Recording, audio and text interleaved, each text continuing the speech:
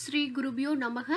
Children, today we are going to see about the third video in Python Revision Tour 1. Before we are getting into this today's concept, let's have a recap on previous video. I hope that you guys have gone through the previous video. In previous video, we have discussed about simple input statements, output statements, data types. There we have discussed different data types like integers, floating point numbers, complex numbers, strings, list, tuples and dictionaries. Then we have discussed about the static typing and dynamic typing. Then we had some of the math library functions.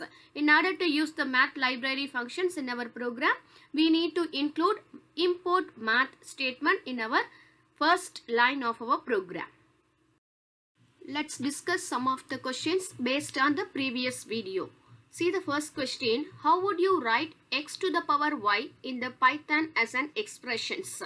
So in Python, if you want to find out the power of a number, we can use either POW function, that is pow of x comma y, which means that x to the power y. Otherwise, we can use double star, that is x star star y. Statement also will find out the x to the power y. Next one, what will be the value of the expressions 14 plus 13 modulo operator 15? So what will the modulo operator will use to do is, will use to find out the remainder. 13 modulo 15. If you divide 13 by 15, we can't get any quotient. The remainder will be 13. So 14 plus the remainder will be 13. That will be 27. Third question, what is the value of x? X is equal to int 13.25 plus 4 by 2. First we have to solve 4 by 2. 4 by 2 is nothing but 2. So 13.25 plus 2 is 15.25. But that answer has to be in integer data type. So since we have received 15.25, the integer part is 15. So x is equal to 15 is the answer. Fourth question. Which value type does input statement return? Input statement will always return a string data type, which we discussed in previous video. Next question. Which two operators can be used on numeric values in Python? First one, at. At we cannot use it in numeric values. It is a special character. Next one, modulo operator. Modulo operator we use to find out the remainder. It is an arithmetic operator, so we can use this one in numeric values. Next one, plus. Plus is also an arithmetic operator. This one we can use it in numeric values. The next one is an hash. Hash symbol is used for command line, that we cannot use it in numeric values. So answer for this question is modulo operator and plus. Next one, sixth question. Which of the following is a valid arithmetic operator in Python? First one is a double slash. Double slash is an arithmetic operator. In Python, double slash we use to find out the floor division. Next one, question mark, that is we won't use it as an arithmetic operator. Next one is an less than. Less than is an relational operator, that we won't use it in arithmetic operator. And next one, and is a logical operator, so that is also not an arithmetic operator. So answer is double slash. Double slash is used to find out the floor division. Expressions. An expression in Python is any valid combinations of the operators. An expression is composed of one or more operations. We'll be having different expressions. First see about the arithmetic expressions. In example, it is 2 plus 5. Here plus is an operator. Operator will always between the operand. Here 2 and 5 are the operand. It used to perform the addition operations. And next one, 5 double star 3. We already know that double star will find out the power, that is 5 to the power 3. Similarly, we will be having other examples for arithmetic expressions. Next one is an relational expressions. X greater than y or y less than or equal to x. The next one is z exclamatory symbol followed by equal to. That exclamatory symbol followed by equal to is used to find out the not equality. Next one, is it double equal to y? The double equal to used to find out the equality. Relational operator will always receive the result as either true or false. Next one is an logical expressions. A or B, B and C and not C. We know that and, or, not are the logical expressions. Operator precedence table. When we are having more than one operator in the same statement, we will be having confusion that which operator has to perform at first, which has to do at the next. So this table will give you the clear idea about the precedence, that is highest precedence to lowest precedence.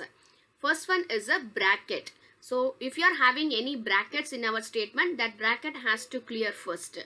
Next one is an double star, that is used to find out the exponential. Next one, negation x, that is for bitwise NOR. Next, plus and minus.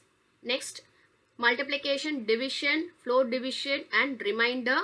Ampersand is for bitwise n and cap symbol is for bitwise XOR. Next precedent is for piping symbol.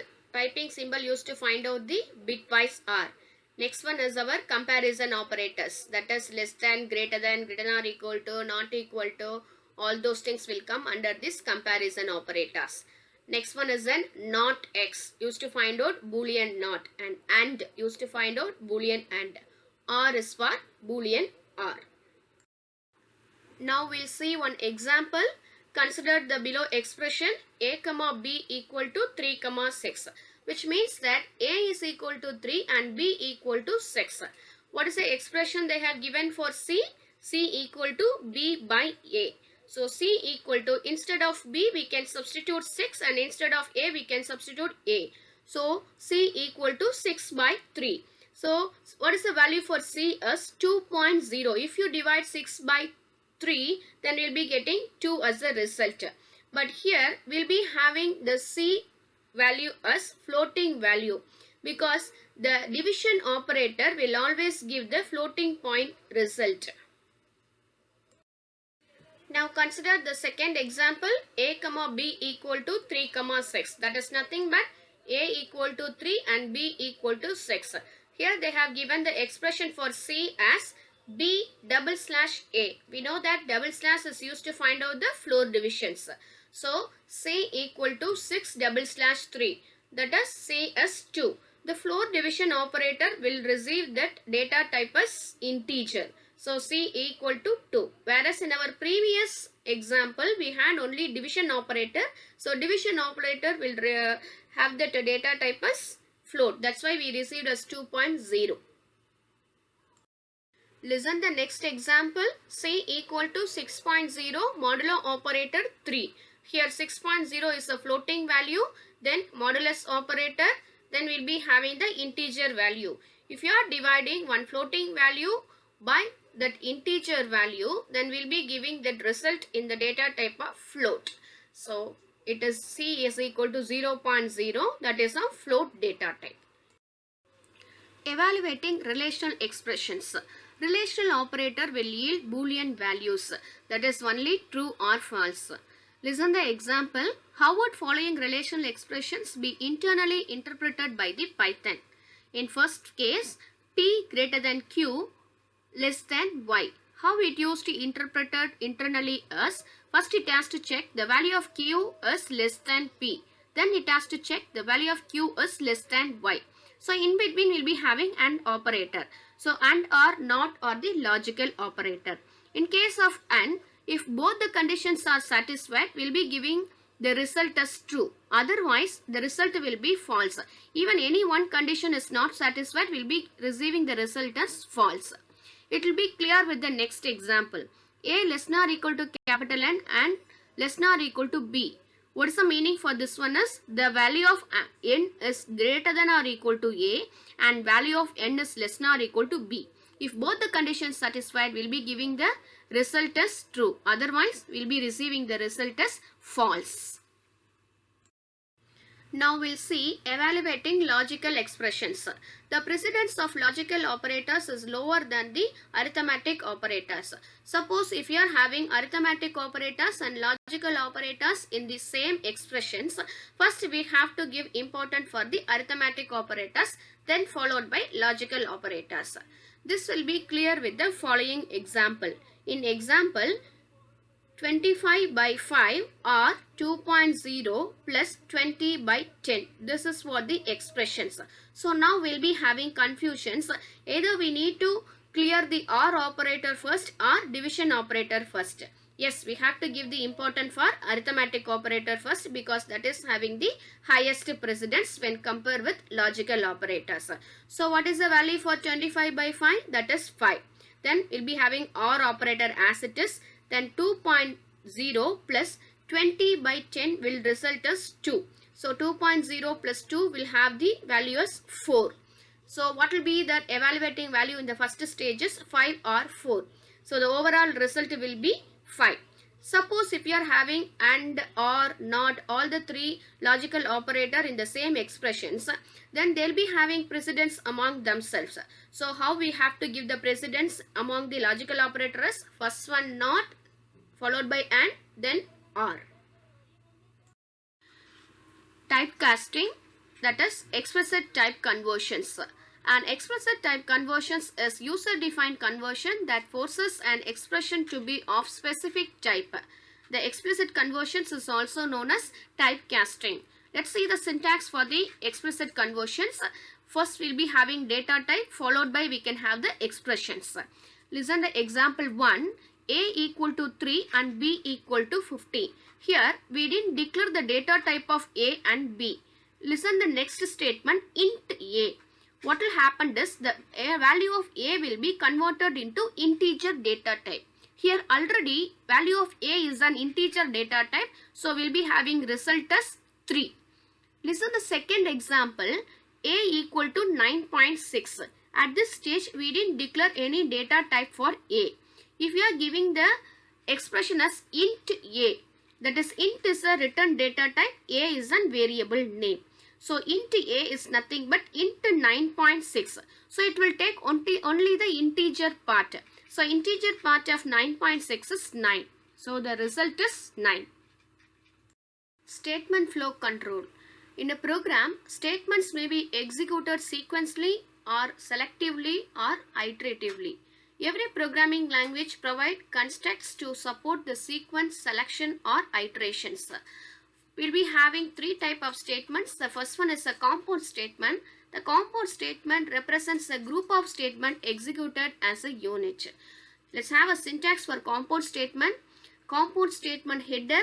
Then we'll be having colon as a terminated operator. Then we'll be having the intended body. Listen the example in the next slide that will be clear about the compound statement. In this example, num1 is a variable name. It used to get the number 1 value from the user during the runtime. The data type of num1 is integer. So num1 equal to int input, enter the number 1. And second one, num2 is also integer data type, used to get the second number from the user during the runtime. What is the compound statement here is if num1 greater than num2. Now it used to check whether number 1 is greater than number 2.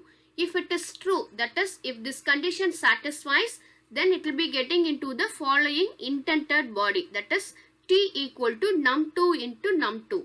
Second number will be multiplied by the same number. Then t equal to t plus 10. At this statement, it has to already multiply num2 into num2. That value will be added with 10.